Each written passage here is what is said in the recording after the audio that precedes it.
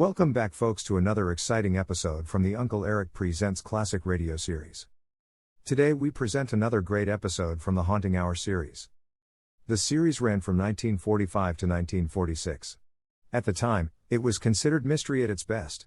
The Haunting Hour is a series of 1/2-hour episodes with a whodunit, crime, psychological thriller theme. This thrilling episode is titled, The Case of the Lonesome Corpse. This episode is brought to you by our friends at CritterCaper.com. At CritterCaper, you can watch hundreds of pet and animal videos that will truly warm your heart. There are great pet care and training videos as well. If you're an animal lover, CritterCaper.com is just for you. So please give CritterCaper.com a visit. It's addicting too.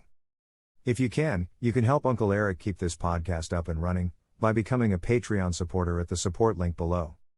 Thanks a million. Also, you can visit UncleErich.com as well to listen to all the currently available podcast categories and episodes. Now, enjoy this great episode of The Haunting Hour titled, The Case of the Lonesome Corpse.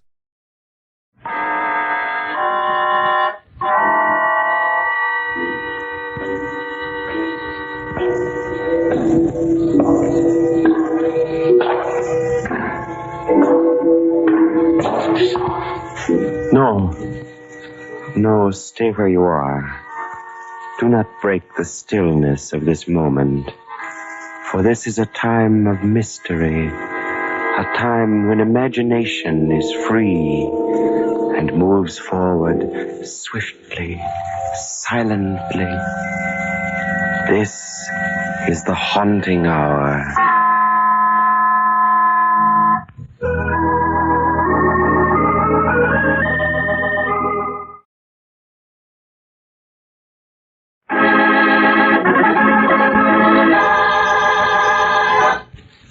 Breakdown.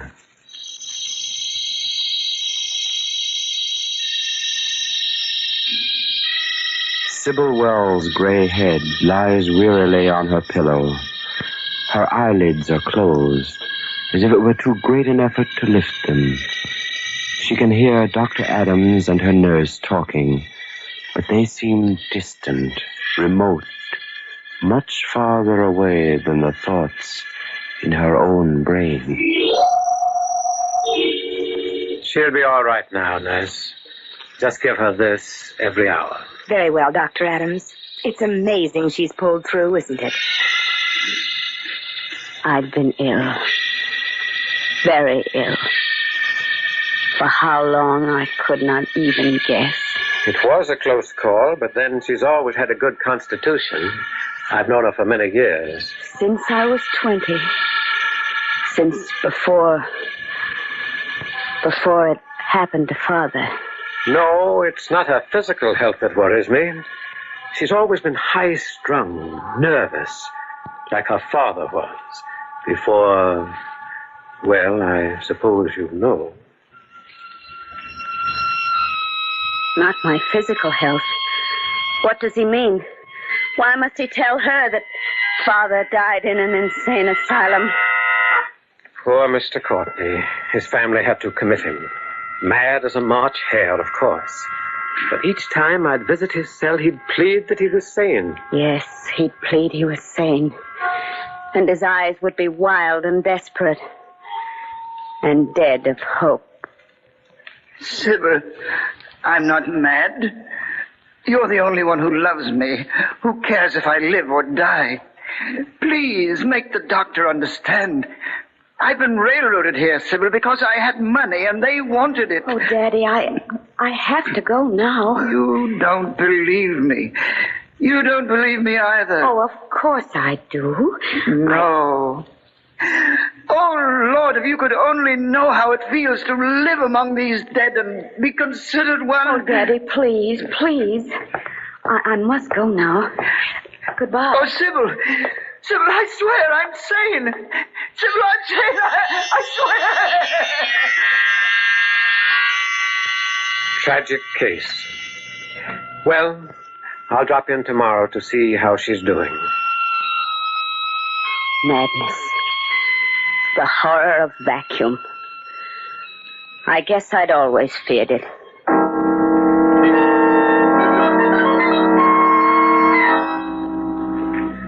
I was sitting up in bed now. Except for the weakness, I could hardly recall that I'd been ill. Good morning, Nurse Curran. Good morning, Mrs. Wells. I'll take that breakfast tray. And I think you're well enough to have the morning paper if you wish. Oh, thank you. I haven't seen one for weeks. I settled back against the pillows and began to read. Earthquake, followed by fire, was yesterday for 33 miles along the shore. 14 people were many more injured. Authorities have the damage $4 million. It didn't make sense. I read another sentence, and then a different article. What was wrong with me? Oh, of course, my eyes. I'd been ill for so long, that's all it was. Nurse! Mrs. Curran! Yes, Mrs. Wells? Nurse, will you please read this newspaper to me? Why, of course. Is anything wrong? You look so... Oh, no, everything's fine. It's just my eyes. I see. Well, what shall I read? This one. Earthquake followed by fire was yesterday for 33 miles. She read on. Her face was grave and slightly bored. She showed no surprise, no puzzlement. The words made sense to her. It was only I who couldn't understand them. Only I to whom they were a senseless jumble. People learning... Stop it!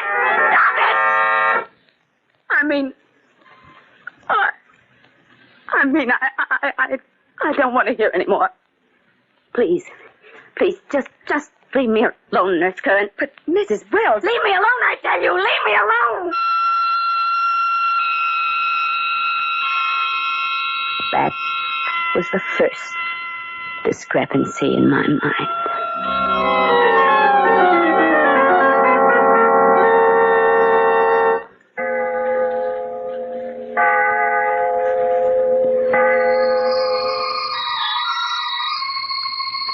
I don't know how long I'd been hearing the music.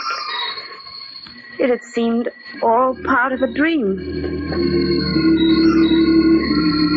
But then it began to unnerve me.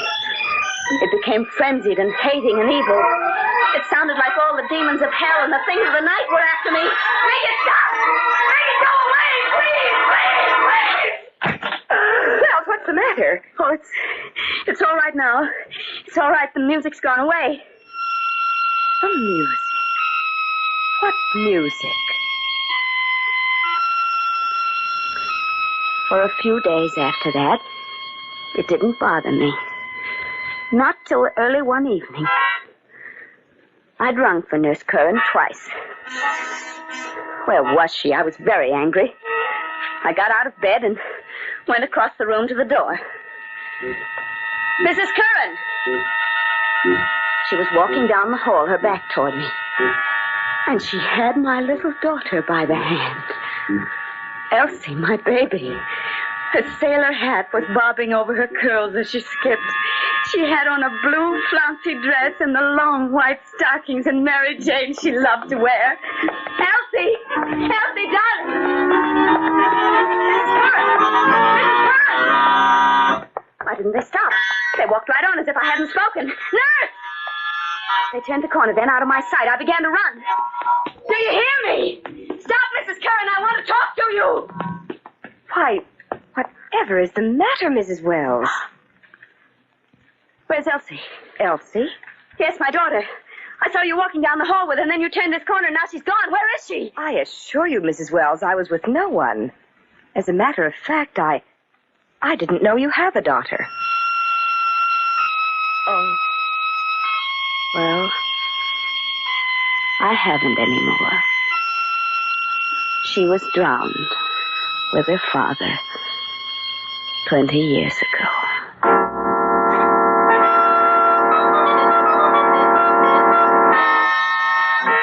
I knew I had to be more cautious after that. For if Nurse Curran ever suspected, she'd tell the doctor. And I'd seen enough of those walls when I was a girl.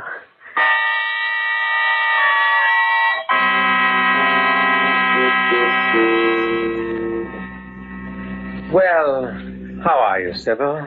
How does it feel to be downstairs for dinner? Oh, if you're ready to eat, I'll start serving. Why, Mrs. Curran, you needn't do that. Where's Mary? Well, there wasn't much for her to do with you ill, Mrs. Wells, so when she asked to visit her sister for a few weeks, I didn't want to disturb you with details. Oh, I see. That's all right, Mrs. Curran. Then I'll get the soup.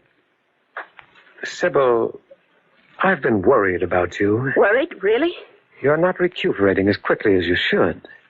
And, well, Curran's been telling me things Yes. What has she said? Oh, nothing much, really, but perhaps you're a bit more ill than we thought. So she had noticed. I must be careful, very careful. Whatever happens, I must never let them send me there. I said, will you have your soup, Mrs. Wells? Oh, yes, please. And you, Doctor? Yes, thank you. I took my first spoonful and could barely swallow it. The soup tasted far too salty. I was about to remark as much to the doctor when he said... Delicious soup, Sybil. Delicious. Oh, of course, George. Of course.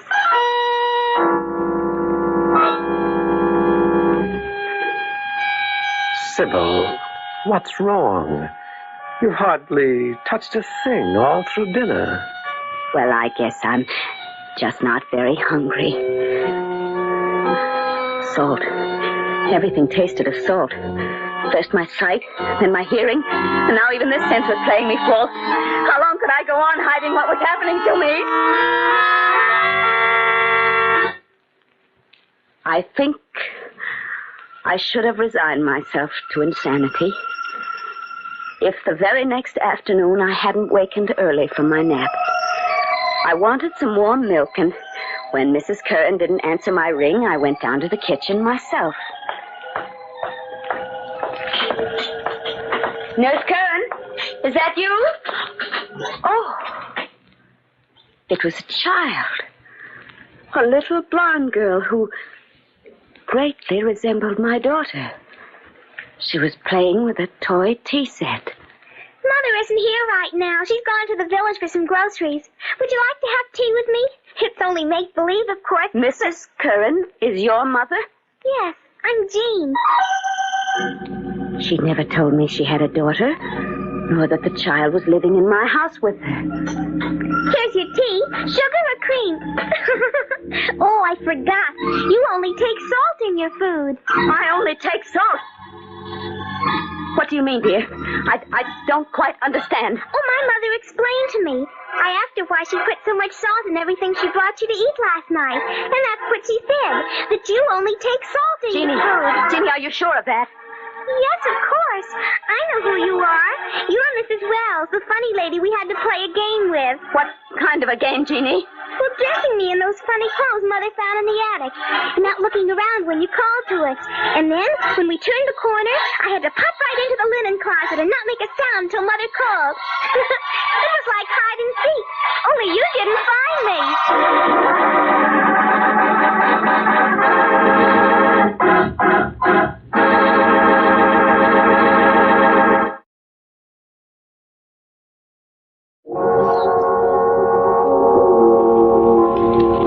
Yes, it had been a hideous, twisted parody of hide and seek. But at last I knew. I was not going mad. I had been terrified, blundering in the dark against an unknown opponent. But the game was clear to me now, and the rules, and the tricks, and most vital of all, my foe. Nurse Curran had tried to drive me mad, was still trying, but I could fight her. I had to fight her, for the stake was my sanity. I guess that's Mommy now. Now, Jeannie, listen to me. Your mother mustn't know I was down here talking to you. Why, Mrs. Wells? Why shouldn't I tell her? Why, Mrs. Wells? Why shouldn't I tell her? Well, it's a game, Jeannie. It's like that hide and seek we played, remember? Please promise you won't say anything about my seeing you this afternoon. I promise. I promise, Mrs. Wells.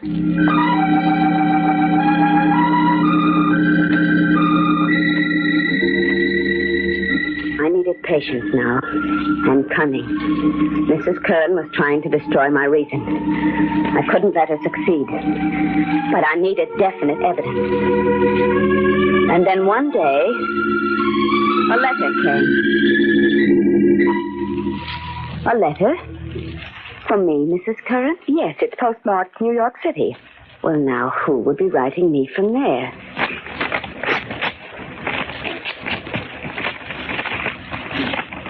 It's from my brother, Frank. He's coming to see me and bringing a friend of his along. Someone who can help me, he says. When does he arrive, Mrs. Wells? On the 24th, the 3:30 train. Well, he didn't give you much warning. That's today, you know. I wonder why he's coming. You're his sister, and you're ill. What better reason? Frank and I have always loathed each other. He's not traveling all this way for affection's sake. It might be nice if I met the train. Well, if you think he'd appreciate it, you're very much mistaken. By the time you get there, he'll probably have chartered the most expensive car in town anyway. Frank's a spendthrift and a wastrel. He ran through his share of my father's estate before Daddy was cold in his grave. Just the same, it would be a nice thing to do, wouldn't it, Mrs. Wells?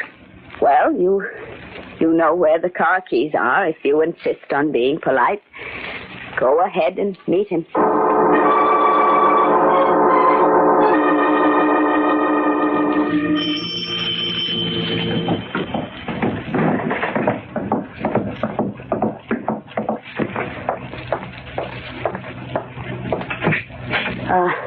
Yes? Special delivery for Mrs. Agnes Curran. That's your nurse, ain't it, Miss Wells? Oh, yes, it is. I'll take it, postman. She's not in right now. I'm awfully sorry this is late, ma'am. But you see, one of our sorters put it in the regular mail route bag, and I only just discovered it. Oh, I don't suppose there's any great harm done. Oh, well, thank you. I hope not. Well, goodbye, ma'am. Goodbye. I shut the door quickly and stood turning the letter over in my hands, for I had suddenly recognized the writing on the envelope. It was Frank's. And how could he know the name of my private nurse unless they knew each other? George hadn't corresponded with him, I was sure. He was aware of the hatred between us. I quickly ripped the envelope. Dear Agnes, just a line to let you know of Jean's safe arrival. I think your fears that Sybil saw her and suspects you are groundless, but perhaps it is safest this way. I feel sure that by this time my dear sister has passed, or at any rate is near, the breaking point. I'm coming down next Thursday and will bring a specialist with me. I am certain that when she tells him of her hallucinations, shall we call them, he will have no hesitancy in declaring her insane. There it was, the whole fiendish scheme. I held all the proof I needed right in my hand. I called George and asked him to come over as quickly as he could. And then I'd barely gotten upstairs when I heard the front door open. Sybil! Please, Mr. Courtney, she may have fallen asleep. She's still rather weak, you know. Of course. I understand. If you and Dr. Randall will make yourselves comfortable, I'll go upstairs and see how she is. Splendid idea, nurse. Mrs. Kern, wasn't it? Yes, sir. If only George would come. Now the showdown was at hand, I was frightened. The nearer she came, the more frantically my heart beat. These next few minutes would decide so much for me. And I was alone. I felt sick with terror at having to face Mrs. Curran without George's comforting presence to reassure me, to make me know that everything would be all right. Because if I played my hand wrong now, if I couldn't convince the specialist of my sanity, I might never spend another night in this house. Oh, I'm sorry. Did I startle you, Mrs. Wells? Well, I didn't hear you come in. Your brother and Dr. Randall are in the parlor. Oh, yes. Well, don't you want to come down and see them? We're not leaving this room just yet, Nurse Curran. Not until we settle a few things. But I don't understand. Is there anything wrong, Mrs. Wells? No. I'm just curious. Where did you have that trick newspaper printed? What? And how did you manage the music that night? Was it a phonograph record played from your room directly into the ventilator? I don't get what you're talking Oh, about. yes, you do. I've known for almost a week what you were up to, young lady. But I wasn't sure just why you were doing it or who was behind you. I am now. You're crazy. I felt it all along. You're mad. Oh, no, my dear. That was your aim, but you didn't succeed. You see this letter? The same stationery as the one I received today. The same handwriting, too. But this was written to you, Mrs. Curran. Fortunately, it wasn't delivered till after you'd left the house. Give me that. Oh, no. No. You'll have to kill me to get that. And I'd rather be dead than be in an institution. And we wouldn't want too loud a scene with that specialist downstairs, would we? He's not in my brother's pay, is he? No. All right. You win. I was working for Frank. He promised me a share in the estate. Why, I can't believe it. I simply can't believe it. George. Oh, thank heaven. Now, Sybil, don't cry. You know, she almost had me fooled, Sybil. Well, here's the proof, George. A letter that Frank wrote to her. Dear Agnes, coming down next Thursday, declaring her insane. Sybil, you'd better go downstairs and bring Dr. Randall and your precious brother up here immediately. 10 minutes before, I'd gone down these steps, an old woman. But everything was different now. The shadow had been lifted. I was free again. Well. My dear sister, Sybil. Don't you dare sister me, Frank. Why, Sybil, and here I brought Dr. Randall all this way to see you. To see me, indeed. To declare me insane so you could get your foul claws on the rest of Father's money. Sybil, what are you saying? I don't think I understand, Mrs. Wells. I told you she was... Mad? Insane? Yes, I'm sure you did. And it's no fault of yours that I'm not. Dr. Randall, a few weeks ago I was very ill. My brother took advantage of that by planting Nurse Curran with me. She took all her orders from him, and those orders were to drive me insane. Oh, I never heard of such a thing. I hadn't realized she was quite so badly off as this, Randall. Oh, there's no use your blustering anymore, Frank. George Adams has written proof upstairs. The letter you sent Mrs. Curran. Why, I never wrote her my whole life. I never met the girl till today. Suppose we go and see what this is all about.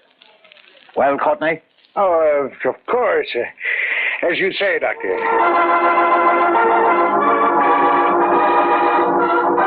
Frank's face was gray. Perspiration beaded his brow as we went back up to my bedroom. George and Mrs. Curran were standing by the window quietly when I opened the door. Here they are, George. Yes. Thank you, Sybil. Well, aren't you going to show Dr. Randall the letter? What letter, Sybil? The one Frank wrote Mrs. Curran.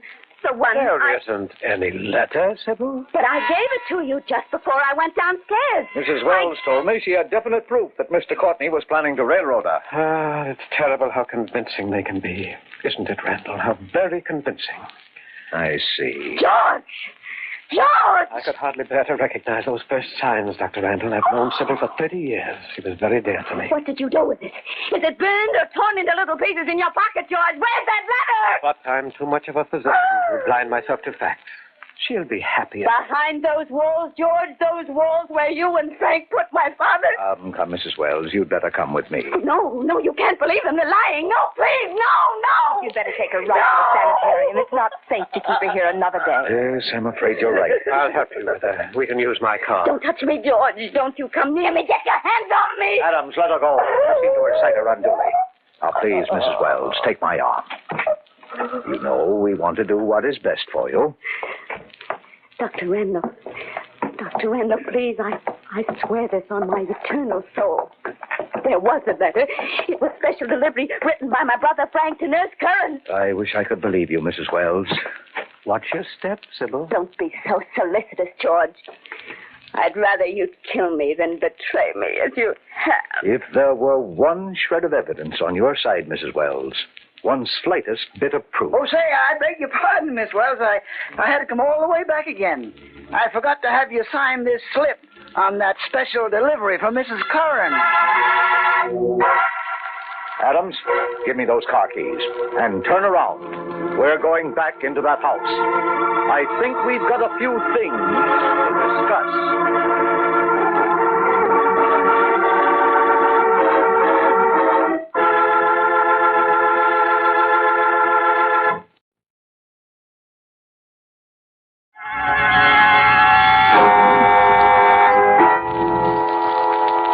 From shadows and stillness, mystery weaves a spell of strangest fascination, charging the mind with doubts and fears. For mystery is a strange companion, a living memory in the haunting hour.